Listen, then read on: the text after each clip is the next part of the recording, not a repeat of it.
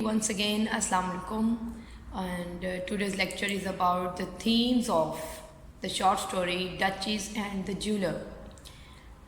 The Duchess and the Jeweler, अगर हम इसके themes की बात करते हैं तो सबसे पहले तो ये कि आप अगर टाइटल पे फोकस करें तो टाइटल क्या है, Duchess and the Jeweler, और दोनों को ही देख के हमें लगता है कि जैसे ये दोनों ही, यानी कि इट्स ऑब्वियस कि ये दोनों ही हाईएस्ट क्लास से ताल्लुक़ रखते हैं.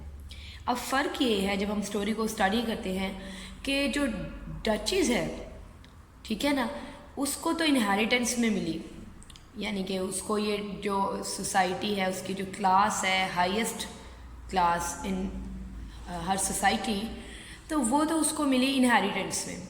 लेकिन जो ज्वेलर है एट दिस मोमेंट वो भी बहुत अमीर है. He is the richest jeweller in England and well known in all the countries, especially France, Austria, Germany, Italy, England, America. लेकिन he had to struggle to attain this position. लेकिन वही बात आ जाती है इसमें कि एक्चुअली अभी भी उसमें एक inferiority complex है. तो हम पहले तो इन दोनों को स्टडी करेंगे अलग अलग, यानी कि पहले हम ज्वेलर के कैरेक्टर को देखते हैं, उसके बाद हम डचेस के कैरेक्टर को देखेंगे, और उसके बाद हम देखेंगे कि इन दोनों को मिलाकर इन दोनों किरदारों को अगर हम एक साथ देखें तो फिर हमें क्या महसूस होता है. ठीक है, तो सबसे पहले हम will start with the jeweller, Oliver bacon. देखिए, उसके बारे में स्टार्टिंग से लेके एंडिंग तक कुछ चीज़ें, कुछ डिटेल्स राइटर ने हमें ऐसी दी, वर्जीनिया वुल्फ ने, जो हमें उसकी सोच, उसके किरदार के बारे में सब बताती है. सबसे पहली बात जो हमें ज़हन में रखनी है, she has compared, the writer has compared Oliver bacon with animal attributes, यानी एनिमल्स के साथ उसको उसने कंपेयर किया.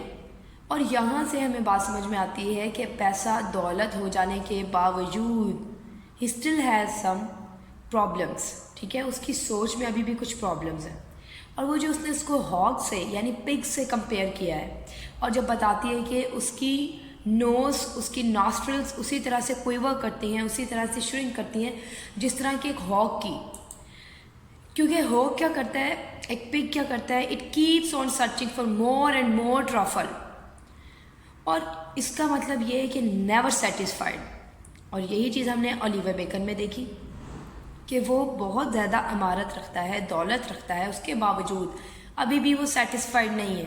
ठीक है, वो चाहता है कि मज़ीद से मज़ीद उसका हायर रैंक हो और वो भी एरिस्टोक्रेसी में शामिल हो जाए.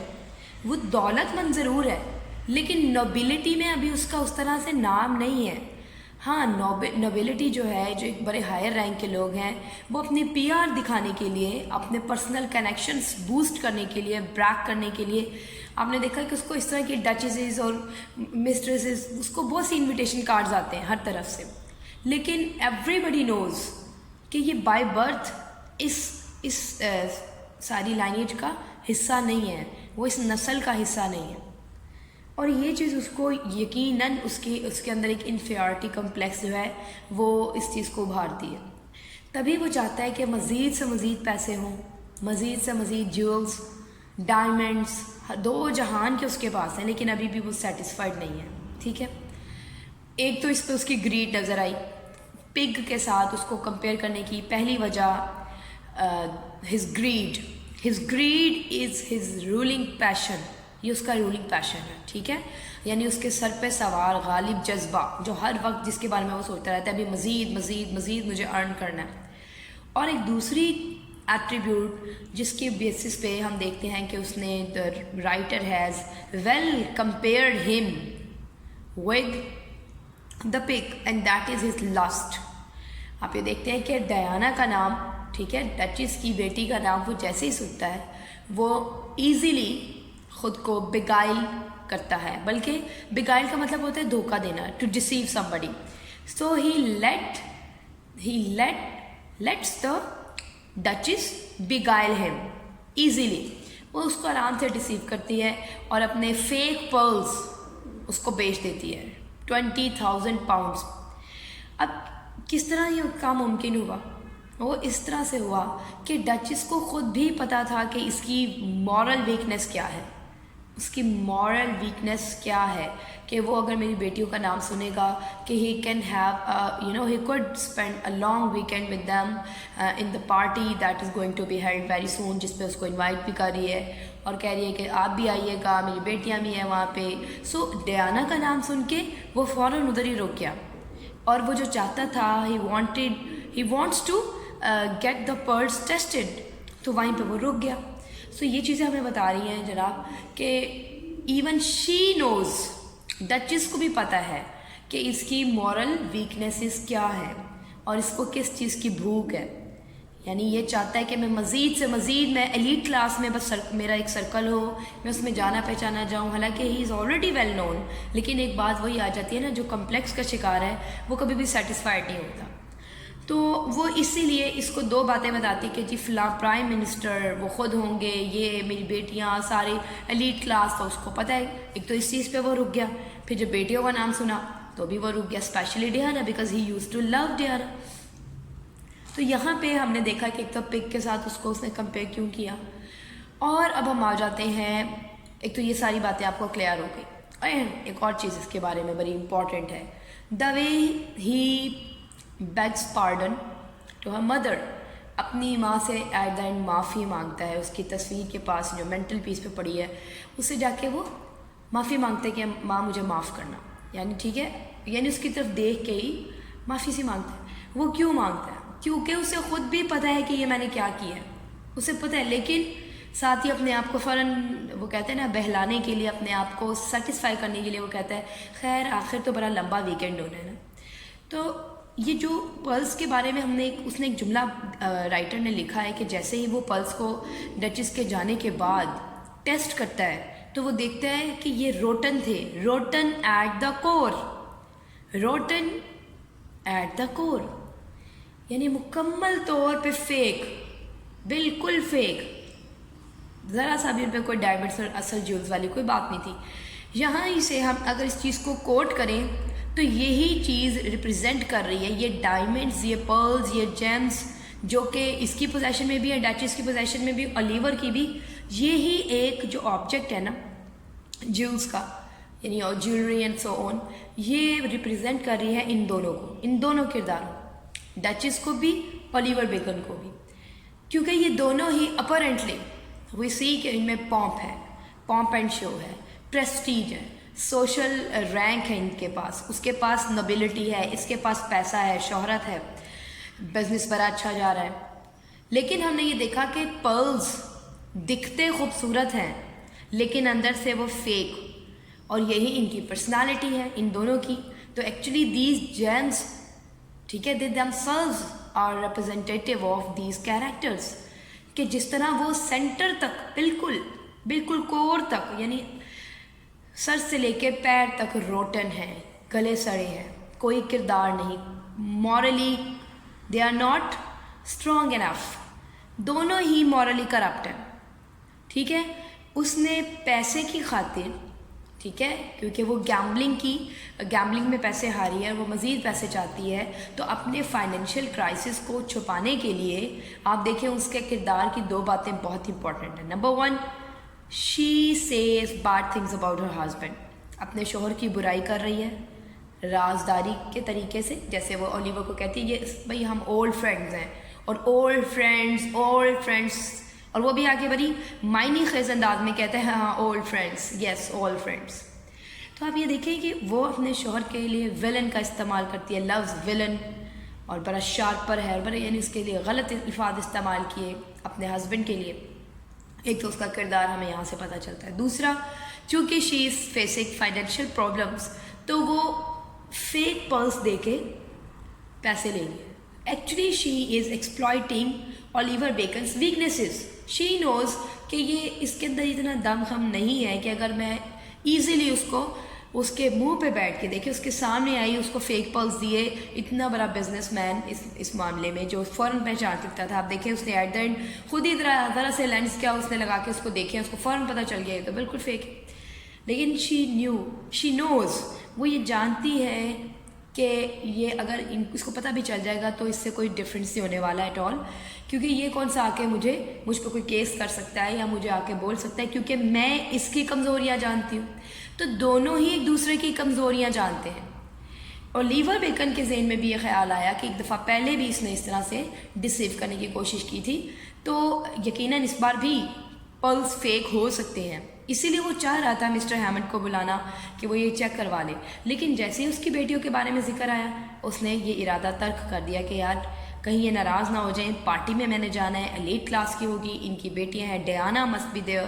تو یہاں پہ آ کے آپ دیکھیں اس نے بھی یہ پیسے کا ہم نے دیکھا اس کو لالچ بہت ہے، لیکن یہاں اتنی بڑی رقم اس نے ایزیلی جانے دی. اس کے پیچھے ایک تو وجہ اس کی اپنی خود غرضی، اس کا اپنا موٹیو، اپنی سیلف سیٹسفیکشن، ٹھیک ہے. اور دوسری چیز کیا امپورٹنٹ ہے کہ اس کو پتہ ہے کہ اگر میں ڈچس کو ناراض کروں گا یا اس کے اوپر اس طرح سے کوئی بات کروں گا، اسے برا بھلا کہوں گا، وہ جب وہ چلی جاتی ہے اور ٹیسٹ کرتا ہے اور وہ دیکھتا ہے تو غلط ہے پلس، تو وہ اس ٹائم بھی تو بات کر سکتا تھا نا، لیکن اس نے نہیں کی، کیونکہ اسے پتہ ہے کہ یہ میرے بارے میں یعنی مجھ پر کیچڑ اچھالے گی. She has got my weaknesses. اور یہی چیز ڈچس کو بھی پتہ ہے. یعنی آپ دیکھیں دونوں ہی، تبھی تو یہ جملہ رائٹر استعمال کرتا ہے. وہ کیا کہتا ہے؟ وہ کہتا ہے they were friends yet enemies. ٹھیک ہے، they were friends yet enemies. اب یہ فرینڈس کی اگر بات کریں تو یہ کون سے فرینڈس ہیں؟ Selfish friends. بظاہر دوست ہیں لیکن یہ ان دونوں کی مجبوری ہے. دونوں ہی اپنے اینڈ پر اپنے مقاصد کے لیے ایک دوسرے کو ایکسپلائٹ کر رہے ہیں، ایک دوسرے کی ویکنیسز کو یوز کر رہے ہیں. اور ہم یہاں دیکھتے ہیں کہ ڈچس جو ہے اس کی زیادہ اوور بیئرنگ پرسنالٹی ہے. یعنی اگر ہم یہ بات دیکھیں نا کہ ان دونوں میں سے زیادہ ایج کس کو مل رہا ہے تو وہ ڈچس ہے. یعنی کہ ڈچس کا کوئی نقصان نہیں ہے ایز سچ، اس کو نقصان اٹھانا پڑ رہا ہے. اور اس میں انفیریورٹی کمپلیکس ہے، اس میں کوئی انفیریورٹی کمپلیکس ہے ہی نہیں. باقی ساری مورل کرپشن ہے، مورالٹی یعنی moral decadence of both of them. ہم ان دونوں کو دیکھتے ہیں، دونوں ہی اخلاقی پستی تنزلی کا شکار ہیں. خیر یہ ایٹ دا اینڈ میں اس چیز کو دوبارہ ڈسکس کریں گے. تو ایک تو وہ جو بات تھی کہ they were friends yet enemies. دوسری بات بڑی important, each cheated the other. دونوں ایک دوسرے کو چیٹ کر رہے تھے. دیکھیے ایک تو بات ہمیں اولیور کے بارے میں ویسے ہی پتہ ہے کہ he has been a cheat throughout his professional career. Chat کرتا رہا ہے، بائی ہک اور بائی کروک وہ اس مقام تک پہنچا ہے.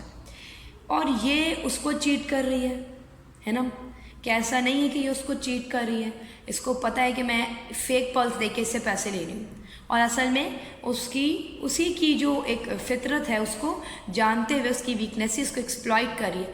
دوسری طرف وہ بھی چیٹ کر رہا ہے، اس کو بھی پتہ ہے کہ میں جو ہوں he just he adverse Diana. وہ اس کی بیٹی کے لیے، اس کی بیٹی کے ساتھ ٹائم سپینڈ کرنے کے لیے اس کے ساتھ دوستی رکھی ہوئی ہے. اور دوسری بات اپنے آپ کو اپنے سوشلی جو ہائیسٹ رینک ہے ڈیوکس کا، ڈچز کا، اس درمیان ان کے ساتھ ساتھ رہنے کے لیے. تو ایکچولی دل سے وہ فرینڈس نہیں ہیں ایک دوسرے کے. تو it is like they both of them are cheat. ٹھیک ہے. اور پھر آ جاتی ہے بات ایچ نیڈڈ دا ادر.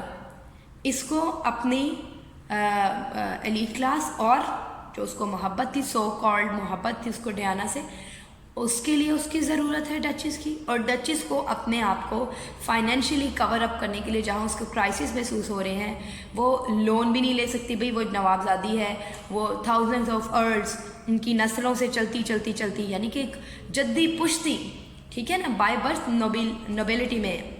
تو وہ اپنے فائنینشیل ایشوز کبھی بھی ڈسکلوز نہیں کر سکتی اپنے سوشل سرکل میں. تو اسے اس چیز کو مینٹین کرنے کے لیے اپنے رینک کو، اپنی فائنینشیل وہ جو ایک بوسٹ کرتے ہیں، یہ لوگ بریک کرتے ہیں کہ جی ہم بہت ہیں، ہم فائنینشلی ویری اسٹیبل ہیں. تو فائنینشیل اسٹیبلٹی کو ظاہر رکھنے کے لیے اس کو اس کی ضرورت ہے. یہ چیز ہم نے دیکھ لی کہ each needed the other, each feared the other. یہ امپورٹنٹ آ گیا پوائنٹ. پہلے تو ہم نے دیکھ لیا دونوں ایک دوسرے کے لیے ضروری کیوں ہیں. باقی آ جاتا ہے جی ایچ، یعنی کہ ایچ فیئرڈ دا ادر. اس کا مطلب بھی بہت آپ کو یقیناً اب تک سمجھ آ جانا چاہیے. دونوں ہی ایک دوسرے سے خوف بھی کھاتے تھے. یہی تو وہ خوف تھا جس وجہ سے آپ دیکھتے ہیں ڈچس ڈائریکٹلی آ کے نہیں کہتی کہ جناب آپ مجھے پیسہ دے دیں، ادروائز آپ کے بارے میں لوگوں کو بتاتی پھروں گی کہ آپ جو اس ٹائم بڑے ایک نوبل پرسنالٹی بن کے پھر رہے ہیں، میں جانتی ہوں کہ آپ کے اندر کیا سوچ ہے آپ کی، آپ کا مورل کیریکٹر کیسا ہے، آپ کس طرح فائنینشلی اس مقام تک پہنچے ہیں. کیونکہ جو ایلیٹ کلاس ہوتی ہے نا، وہ جب ایک انڈر ڈاگ کو، کیونکہ he has been an underdog. Oliver Bacon نے ایک فلدی بلائنڈ ایلے، یعنی ایک فلدی ایلے، ایک گھٹیا سی جگہ تھی، ایک کچروں سے بھری ہوئی ایک چھوٹی سی گلی سے اس کا سٹارٹ ہوا. ہم نے دیکھا فیشنیبل ڈاگس کو، وہ جو ہے ڈاگس کو سٹیل کر کے، یعنی کتے چوری کر کے وہ فیشنیبل لیڈیز کو بھیجتا تھا. تو کس طرح وہ چھوٹے موٹے کام کرتا کرتا پھر بائی ہک اور بائی کروک، فیئر اور انفیئر کام کر کے وہ اس مقام تک پہنچا ہے. تو یہ اس کی ویکنیسز کو ایکسپوز کر سکتی ہے اگر ان دونوں کے درمیان کوئی بھی پرابلم آتا ہے یا دونوں لڑ پڑتے ہیں. اور اسی طرح اولیور بیکن بھی اس کے بارے میں اچھی طرح جانتا ہے کہ اس کو گیمبلنگ کی عادت ہے، اور یہ اپنے ہسبینڈ کے بارے میں کس طرح کے الفاظ استعمال کرتی ہے، اور یہ کس طرح اپنے آپ کو سوشلی، اپنی جو اس کا ایک ایک سوشل اس کا پریسٹیج ہے اس کو مینٹین کرنے کے لیے، ٹھیک ہے، اس کو مینٹین کرنے کے لیے یہ فیک پلس بیچتی ہے اور اس سے پیسے لے جاتی ہے. تو ان دونوں کو اس چیز کا خوف بھی ہوتا ہے. یہی تو بات ہے کہ they were friends yet enemies. دل سے دونوں ہی دوسرے کے ساتھ مخلص نہیں، اور یہ بات دونوں کو پتہ ہے، دونوں کی مجبوری ہے. تو یہاں تک یہ چیزیں کور ہو گئی ہیں. اب ہم آ جاتے ہیں ان دونوں کو ایز اے ہول لے کر اسٹوری میں ایکچولی ورجینیا وولف ہمیں کیا دکھانا چاہ رہی ہیں، کیا ڈپکشن کی ہے. تو جناب اگر ہم ان کردار، اس پوری اسٹوری کو اوور آل اگر دیکھتے ہیں، اس کے تھیمز کی اسٹڈی کرتے ہیں، تو سب سے پہلی بات تو ہمیں یہ پتہ چلتی ہے کہ اوور آل رائٹر کا فوکس جو ہے وہ ایلیٹ کلاس کی مورل ڈی جنریشن کو ہٹ کرنا، ٹارگٹ کرنا، ان کی ڈپکشن کرنا، ہمیں یہ بات سمجھانا کہ اپیرنسز آر ڈسیپٹیو. ٹھیک ہے، جو دکھ رہا ہوتا ہے ضروری نہیں ہر چیز ویسے ہی ہو. جیسے وہ پرلز، وہ جیمز، وہ ڈائمنڈز فیک تھے وہ پرلز، تو ہمیں پتہ چلا کہ ان کی پرسنالٹیز بھی اسی طرح ہولو ہے، شیلو کیریکٹر ہے، شیلو مینٹالٹی ہے. یہ ہمیں دکھتے بڑے مطلب ہمیں ان میں پریسٹیج فیل ہوتی ہے کہ یہ ایک سٹیٹس رکھتے ہیں، سوشل سٹیٹس ہے، کہ ریپیوٹ ہے ان کی، لیکن مورلی کس حد تک کرپٹیڈ ہے. اور ایسا ہے کہ جنرلی ہم یہ نہیں کہہ رہے کہ تمام کی تمام ایلیٹ کلاس ایسی ہیں، لیکن in general most of them are morally corrupted. ٹھیک ہے، تو اسٹوری میں ہم نے دیکھا ایلیٹ کلاس پر کرٹیسزم ہے، ان کی کیریکٹرائزیشن کے تھرو ہمیں یہ بتایا جا رہا ہے کہ ان کے کیا کیا کمپلیکسز ہوتے ہیں، کس حد تک greed for more power, for more money and physical lust, یہ تمام چیزیں جو اس میں ہائی لائٹیڈ ہیں. اور ہم نے یہ بھی دیکھا کہ اولیور بیکن، ٹھیک ہے، اولیور بیکن کے کردار سے ہمیں یہ پتہ چلا کہ ایک طرف تو ڈچیز ہے جو بائی برتھ ہی ایک ویل ریپیوٹیڈ رینک رکھتی ہے، اور ایک طرف اولیور بیکن جو بہت زیادہ ہارڈ ورک، یعنی اپرنٹلی بڑی محنت کر کے اس مقام تک پہنچا بائی ہک اور بائی کروک. تو ان دونوں میں ہی ہم نے ایک چیز دیکھی کہ جب یہ ایلیٹ کلاس میں انٹر ہوتے ہیں تو وہاں جو جنرلی ہو رہا ہے انہی پریکٹسز کو ہر کوئی اڈاپٹ کر رہا ہے، اور وہاں یہ گیمبلنگ، وہاں اپنے اسٹرینتھس کو مس یوز کرنا، ایک دوسرے کو اس کے اکارڈنگلی بیہیو کرنے کے لیے مجبور کرنا، ایک دوسرے کی ویکنیسز کو پک کرنا اور انہیں مجبور کرنا کہ وہ اسی طرح سے آپ کے ساتھ کوآپریٹ کریں کسی بھی کام میں جیسے کہ آپ چاہتے ہیں. تو یہاں پہ ہمیں یہ پتہ چلتا ہے کہ ان کی مطلب ریلیشن شپس جو ہیں، ان کے کنیکشنز جو ہیں، ان کی دوستیاں جو ہیں وہ بھی بیس لیس ہیں. وہاں پہ بھی کوئی اسٹرانگ بیسز نہیں ہے. They were friends apparently but actually they were enemies, کیونکہ جب آپ ایک دوسرے کی ویکنیسز کو مس یوز کرتے ہیں، ان کو ایکسپلائٹ کرتے ہیں، تو ایکچولی آپ دوست نہیں ہیں. ٹھیک ہے، اور جب آپ لوگوں کی دوستی بھی کسی غرض کی بیسس پہ ہے، آپ دونوں اپنے اپنے بینیفٹس کی وجہ سے اپنے اپنے آبجیکٹیوز کو، اپنے اپنے پرپسز کو فلفل کرنے کے لیے ایک دوسرے کے قریب ہیں، تو بھی ایکچولی یہ کوئی ریلیشن شپ نہیں ہے. تو ہم نے دیکھا کہ ورلڈلی ریلیشن شپس ہیں جو سیلف لیس نہیں ہے, انکنڈیشنل نہیں ہے. تو یہاں پہ ہمیں اوور آل بھی پتہ چل رہا ہے کہ مورل ڈیکیڈنس کس حد تک ہو چکا ہے ایلیٹ کلاس کا, ایرسٹوکریسی کا اور نوبلٹی کا, جو لوگوں میں ہائیلی رسپیکٹیبل ہیں, وہ ایکچولی اندر سے کتنے کھوکھلے ہیں. ان کی مینٹالٹی, ان کا کردار, ان کی سوچ, ان کی ایکٹیویٹیز, ان کے کیا پریکٹسز ہیں. اگر ہم بات کرتے ہیں نا, اس میں ہم نے دیکھا ہے کہ اولیور بیکن کی ایک کامن سے ایک عام سے ایک ہیبٹ ہے, اور وہ ہیبٹ ہے ٹو ڈسمینٹل ہمسیلف, اور وہ اکثر ہی خود کو ڈسمینٹل کرتا ہے. اس کا مطلب کیا ہے کہ جیسے وہ ہی pulls apart his personality for a while, اپنے پاس سے لے کے پریزنٹ تک کے سفر کو الگ الگ کر کے اس بارے میں سوچتا ہے کہ میں کیا تھا, پھر میں نے کیا کیا کیا, پھر میں آج کس مقام پہ ہوں. وہ جو مسلسل ان چیزوں کو سوچتا ہے, یعنی آپ دیکھتے ہیں کہ اسٹریم آف کانشیسنس, جو کہ Virginia Woolf is well known, the writer is well known because of her usage of this technique.